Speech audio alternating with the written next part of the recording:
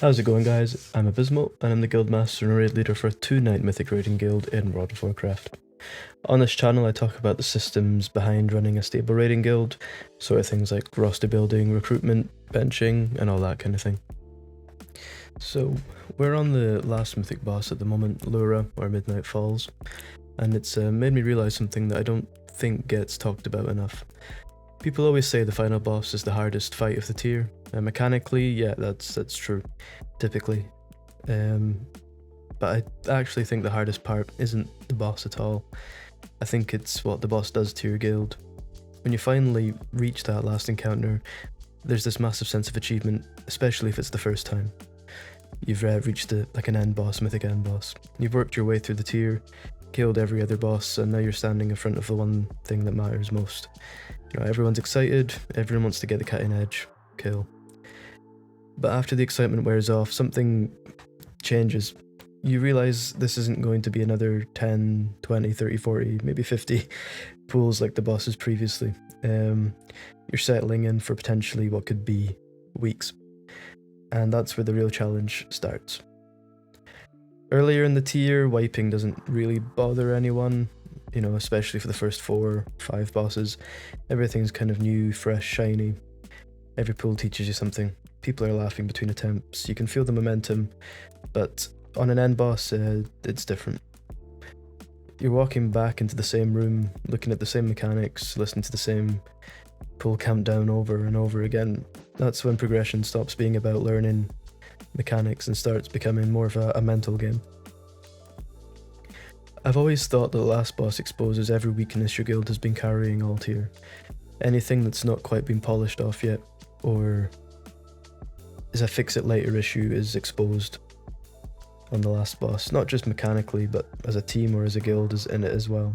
Sort of communication, patience, roster attendance, confidence and consistency, how people react to pressure.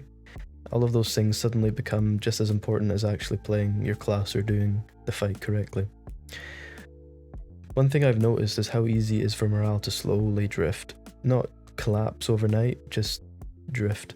One frustrating raid night, a few silly wipes, a bad evening where nothing goes right or nothing kind of feels like it's clicking. Players are just not in their A game.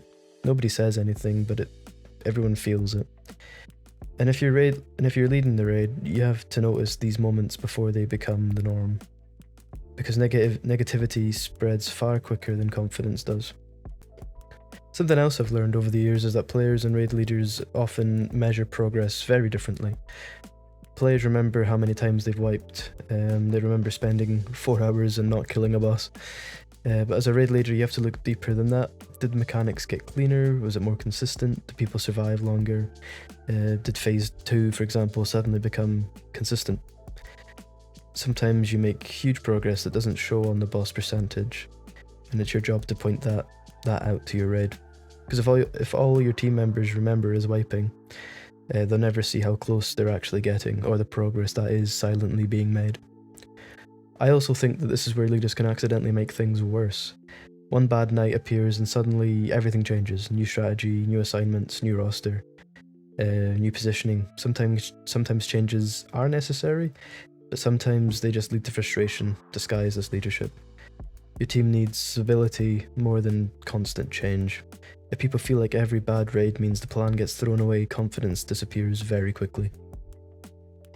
The funny thing is, by the time you're on the final boss, everybody already knows the mechanics, You're not really teaching people the fight or the boss anymore. You're sort of managing their emotions, keeping people motivated, keeping them showing up every week. Keep people believing that the kill is coming, even when it doesn't feel like it. And honestly, I think that's one of the hardest parts of being a raid leader. Because eventually every guild reaches the same point. The boss starts feeling impossible.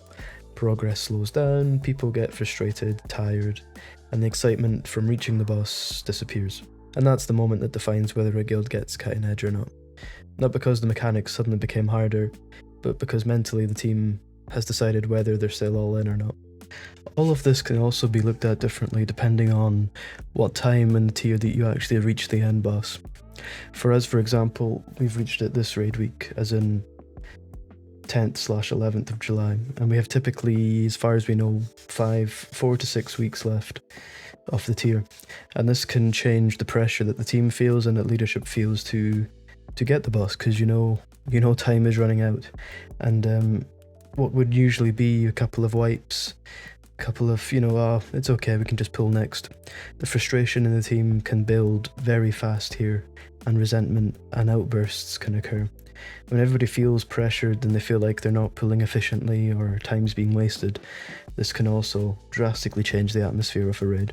I think it is the biggest leadership challenge of a tier, not only because when the boss finally dies, yes, you'll get your achievement, but more importantly, you know your guild was strong enough to survive everything it took to get there, and honestly I think that's a much bigger achievement than the boss kill itself. Thanks for watching and listening, guys. I hope you could find something here that was interesting, you could relate to, or you could take away. How's your tier been so far? Have you cleared Lura already? Looking forward to season 2? You still progressing Lura? You just starting like us? Or how's the raid tier been? Just let me know in the comments below. Thanks guys, and we'll catch you in the next one. Bye bye.